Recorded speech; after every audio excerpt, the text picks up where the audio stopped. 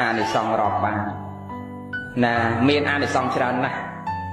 ព្រះសម្មាសម្ពុទ្ធព្រះអង្គសម្ដែងថាយោភាចនសហសេពរណੰវរភោចនੰតតេយាបរិមាណានੰអេកបដ្ឋំពនិលភេពុទ្ធោបាទេសារិពតោយេចញ្ញេអកសាវកា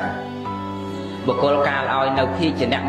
1000ក៏មិនបានស្មើនឹងភោជន1បាតដែលគេបានឲ្យដល់ព្រះសារីបុត្រដល់ព្រះ